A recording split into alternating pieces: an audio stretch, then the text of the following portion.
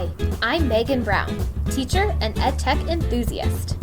Thanks for joining me on this journey to learn and share meaningful ways to integrate technology into everyday lessons. So, you want to teach with technology? Let's get started. Hello, fellow educators. Welcome to today's episode, 20 Ways to Use Google Forms. We are going to go through different ways to use Google Forms to help organize information, collect information about students, give assessments, create online lessons, and more. Google Forms are one of my favorite tools because of their diversity and ease of use, and the fact that it's free. So before we get started, I want to say a huge thank you to everyone who sent their ideas on how they use Google Forms. You guys are so creative in your use of Google Forms and gave me a lot of great ideas that I want to try this year. So let's start with how we can use Google Forms to help organize our information. So the first thing you can use Google Forms for is to collect parent contact information. If you send out a Google form and have parents put in their email address or ask other questions like if there's internet access at home, information that you would want to hear from parents, Google Forms allows you to have all that information listed in one place. This way, you'll just have one list of all your parent emails that you can copy and paste into whatever you need to send out so that it can get to your whole team. The second idea is to log your contact with parents. Madison from Ohio gave this idea. She wrote, "I use it as my parent communication log. It's a lot quicker than trying to find a spreadsheet and write down who I called, what kid it was about, what we talked about, and any further steps, and things like that." I completely agree with Madison. Google Forms are such a great way to quickly log what you talked about and have every contact that you've ever had with parents in one place. You can also have all the teachers on your team, if you have multiple teachers that work with the same students. They can all use the same log so that you have all the ways that you've communicated with parents in one place. The third idea is to send out a survey for parents and students to get to know them. Lacey from Ohio tweeted, "I use Google Forms to send a parent survey at the beginning of the year.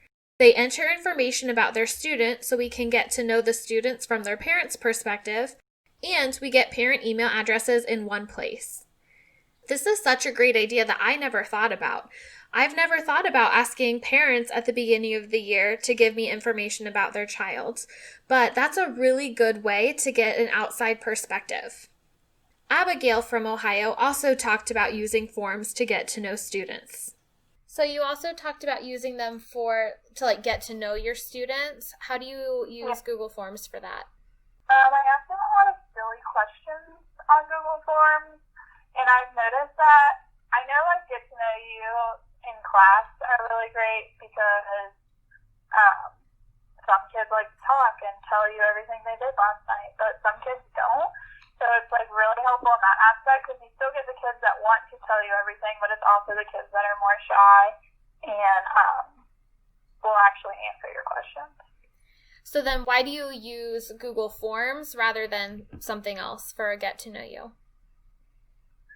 Because I feel like I can personalize questions better, and I can look at per question.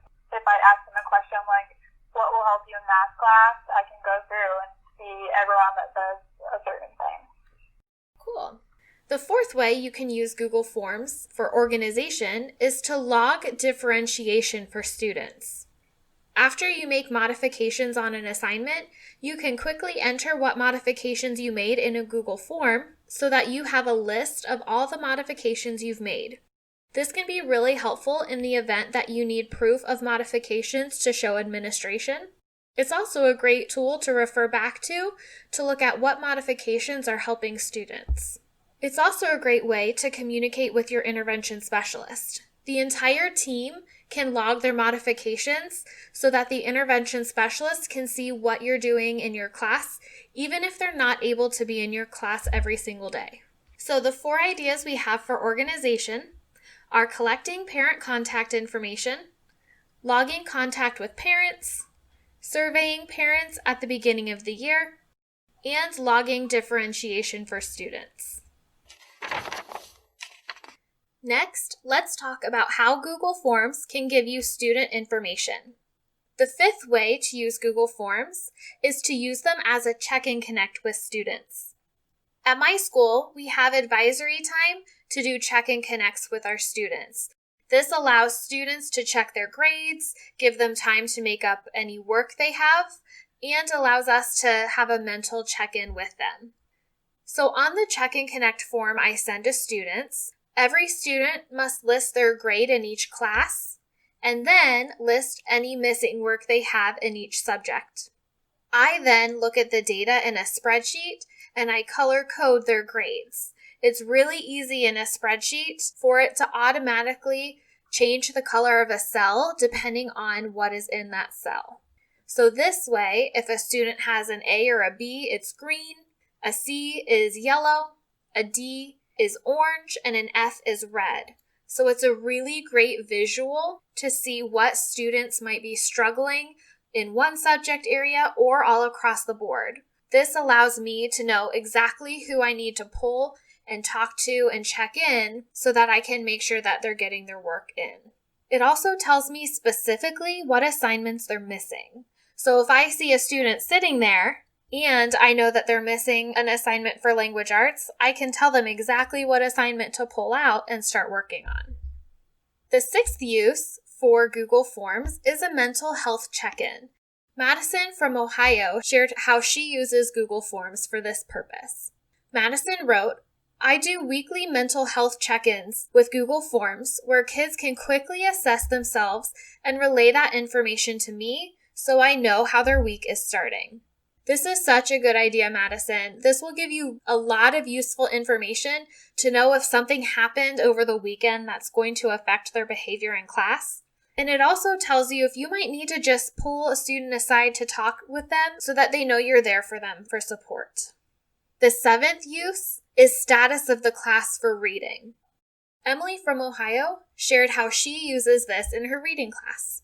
She told me that after silent reading time, she'll have students submit a Google form where they list what page in their book they're on, what they read about, how they're enjoying their book so far, things like that, so it holds them accountable to that reading time. It also allows her to learn if they're enjoying their book, and it provides them a way to communicate if their book is too hard or too easy, so that she can make sure they're reading books that are on an appropriate level for them. Number 8 is Google Forms can provide an opportunity for students to give input during the class. Abigail from Ohio shared how she uses this in her classroom. So, it's kind of like what we did all our polls for, our team name on there. If I just want, quick class input unbiased, because kids will say what they mean instead of just what their friends are saying, I do that. So, what would, an example of a question you might put in a Google form for them to answer? Sometimes I'll do it as an exit split for class, so they'll sign in and it'll just be did you like the activity today? What could we have done better or different that would have made it more fun or whatever? Number 9 is using Google Forms as an end of the unit survey. Let's hear from Robin from Ohio on how she uses this in her classroom.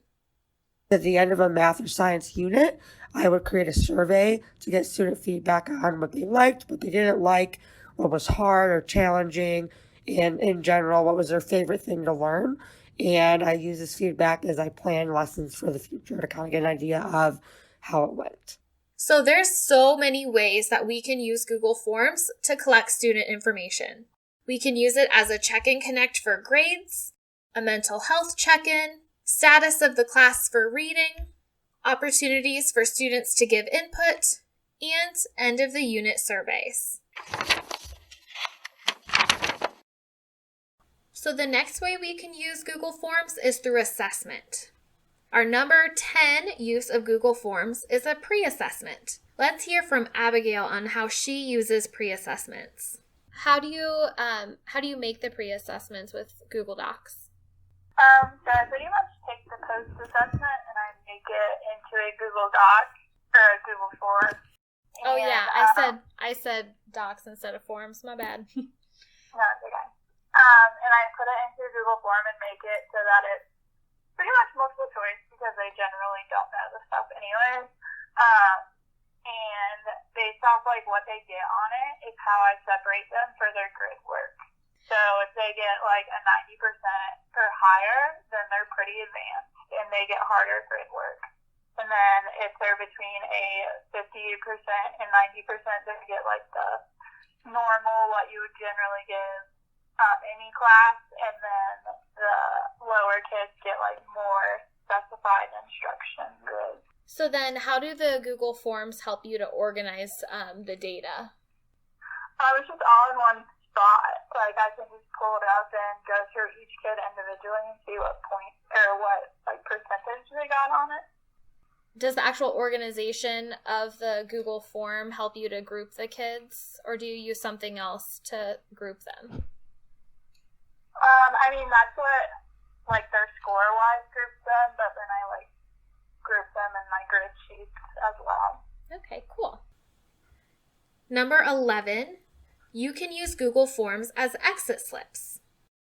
So I've done this a lot, where at the end of a lesson, I'll put on a Google form around 3 questions about the lesson to see what students can do on their own. So I've used this in a math classroom, so I'll give 3 simple problems that students should be able to do and have them answer them in the Google form.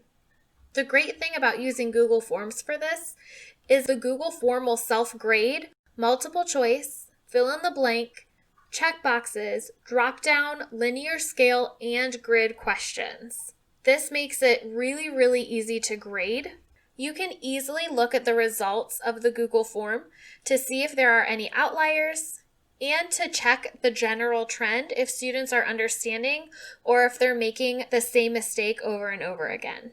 Number 12 is quizzes. Let's hear from Robin about how she uses quizzes in her classroom with Google Forms. Another way that I use Google Forms is to replace quizzes. During remote learning of spring 2020, I realized that I needed another way to make a quiz and limit the amount of time that students would have on me doing it. So one of the ways that I did that was by creating Google Forms and then putting them in Google Classroom, and the students would only have so much time to access the forms since you can close a form at a certain time. So what I would do for math, for example, was I would add photos of word problems or photos with graphs and charts, and then the students would answer the questions by typing them into the form. One of the ways I had to show work in math is I either had students upload a picture and put it in Google Classroom, or they could do their work on a Google document and upload it if they couldn't take a photo and upload it. This allowed me to still give partial credit for problems. If they didn't quite get the right answer, but they got close to it, I could still give them partial credit.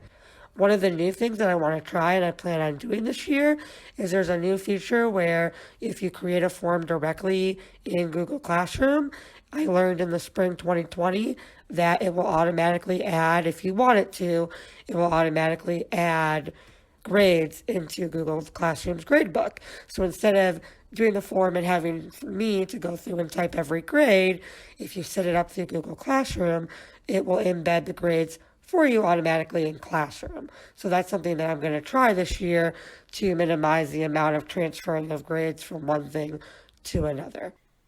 The 13th use of Google Forms is self-assessment. I like to do this at the end of a unit or near the end of a unit. I write every I can statement that's going to be on a test, and students rank their understanding of each I can statement. I like to do this before tests because it gives students a sense of where they are and helps them to see where they should be spending their time studying. It also gives me information if there's a trend on what students are having a hard time understanding. This will help me plan review days so that I can really focus on adding practice or reteaching things that they're struggling with. The 14th use of Google Forms is for accountability after watching videos. Katie from Ohio wrote, After students watch a video as homework, I have them fill out a form with a few basic questions that they would be able to answer easily if they've watched the video. It's more for accountability. I think that this is a great use for Google Forms. Even though accountability is not necessarily increasing their understanding of something, it is showing students that you need to check out this video and we can hold them accountable to it. So the ways that we can use Google Forms for assessment are pre-assessments, exit slips, quizzes, self-assessments, and accountability. Google Forms can also be used either as part of a lesson or entire lessons themselves. So the 15th way we can use Google Forms is for bell work. This is going to be really similar to an exit slip, but at the beginning of a lesson. You can put 2 to 3 questions about what students learned yesterday, about basic questions, getting them ready for what they're learning today. And Google Forms are great because they self-grade and make it really easy to see trends in the data. The 16th way we can use Google Forms is to replace paper worksheets. Let's hear from Robin in Ohio on how she does this. So the first way that I use Google Forms in my classroom is to replace paper worksheets. So instead of reading the textbook and completing paper worksheets, I have created some Google Forms with questions so that we save paper. The way that I do it is I typically use multiple choice and short answer questions. I will either embed a link to an article or to a YouTube video for the students to read or watch. This limits my paper use and prevents students from losing worksheets because it's on the internet, so there's no way to use it. I try to do this once per chapter or a unit. It's a great way to kind of change it up a little bit. You do something different and not use paper. It also is a good way, instead of just showing a video to the whole class, I can have the kids watch it at their own pace and then answer the questions at their own pace. So if someone is quicker or faster at writing, then they can kind of do it at their own pace and take the time that they need. The 17th way we can use Google Forms is for escape rooms. I've done this a lot and made virtual escape rooms in my classroom and have had a lot of success with it. So to do this, you need to use fill-in-the-blank questions. Make sure that the question is required, and then there's 3 buttons next to where you require a question. If you click on that and click response validation, it will make it so that students have to have an exact phrase or an exact answer before they can move on to the next question. So you can select if the answer is a number, a text, or an expression, and then type in the exact answer. You can also add where it will give them a message if they get it wrong. So I usually add something like, you have the wrong code, or close, try again, so that students can see they have the wrong answer and need to go back and try again. You can also differentiate these escape rooms by adding a description. So I like to add hints, examples of how to format an answer, links to videos that go over how to solve a problem, things like that, to make the escape room a little bit easier, because the answer has to be exactly how I put it in the Google form in order to be considered correct. And this is really great for those higher achievers because they might have the right answer, but they need to figure out exactly how to enter the answer in the Google form to move on. This can also be really overwhelming to people. And I had that issue when I first used this. Some of my students were just shutting down because they could not figure out exactly how to format their answer. So that's when I started adding the description to differentiate, and it made a world of difference because the students who were go-getters had that extra challenge, and the students who weren't quite there were given scaffolding on either how to format the question, or I could differentiate it even more and really give hints and scaffolds on how to solve the problem. Another thing you can do with this is you can give them paper questions, so they have to write the answer on paper, and then they bring it to you, and if it's correct, you can give them a brain teaser or a code to decipher, and the answer to that will be their answer to go to the next problem. The 18th way we can use Google Forms is for differentiated lessons that automatically give feedback. So how this works is students are given a multiple choice question. If they get the question right, they move on to the next problem. And if they get it wrong, you can make it so the Google form will automatically take them to a different page where you can give them feedback on how to answer the question correctly. So how this works is you have to make the questions multiple choice. Mark the question as required, and then click the 3 buttons next to that, and you have to select section based on answer. This allows you to pick where students are sent in the Google form depending on their answer.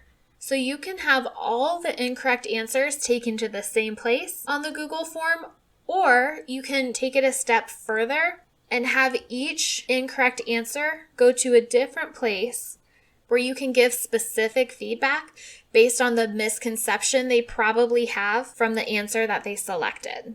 So some things that you can add to the Google form to give feedback are you can embed YouTube videos.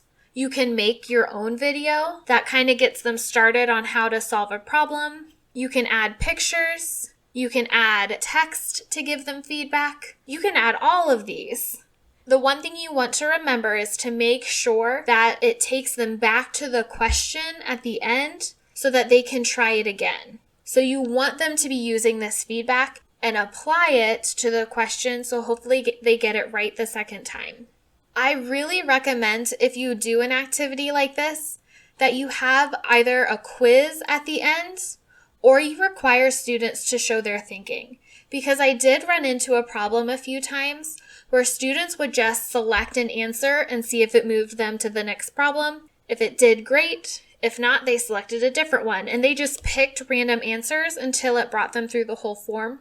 So really make sure that you're emphasizing learning and growth and having an accountability piece at the end. So how you can use Google Forms for lessons in your classroom. You can use them for bell work. You can use them to replace paper worksheets. You can create virtual escape rooms, or you can create differentiated lessons that automatically give them feedback. There are a couple other ways I've used Google Forms as well. So our 19th use of Google Forms is to collect data in a statistics unit for math class. At the end of the year, I always have students do a statistics project where they create their own research question and collect data. Well, Google Forms are a great way for students to collect data on their question. They'll write out the question and then send the Google form on a discussion board so that way every student has access to all the questions. So Google Forms are a really easy way to collect that information, and students have all the answers to their research question in one place. And in my class, I have them use this data to calculate mean, median, mode, range, and create graphs. So this is a great tool that you can use no matter what the statistics standard you're teaching. And our 20th, last but not least, way to use Google Forms in a classroom is to collect questions to add to a Kahoot. So Kahoot has the ability where you can just insert a Google Sheet and it will automatically generate the questions and answers in the Kahoot. The one thing that you want to remember though is Kahoots have character limits, but there is a way you can restrict the character limits on a Google form. You click the 3 dots next to where you click for a question to be required, click response validation, and then select length. So there's a couple ways you could use this. You could use this to get to know students, so you could make trivia like 2 truths and a lie about students. You could also use this where students create their own practice questions, and then you automatically have generated a review game based on questions that they came up with themselves. So this could be a really fun idea to get students engaged in a lesson because they're going to be playing the Kahoot waiting for their question to appear. It will really help them feel a connection to the content and give them a sense of ownership on their learning. Thank you all so much for listening. I hope you found a few new ideas to try using Google Forms in your own classroom. Please share how you use Google Forms in your classroom, or tell me which strategies that we talked about in this episode that you want to try this year. Please share those with the 2 Teach with Tech community on Facebook, Instagram, Twitter, or YouTube at the number 2 Teach with Tech. I hope you join in next week where we will look at Seesaw and all of its features and hear from some other teachers on how it's helped them get to learn about their students. If you have any specific questions you want addressed or you want to share your favorite way to use Seesaw, please email me at 2teachwithtech@gmail.com. Thanks, and we will chat soon.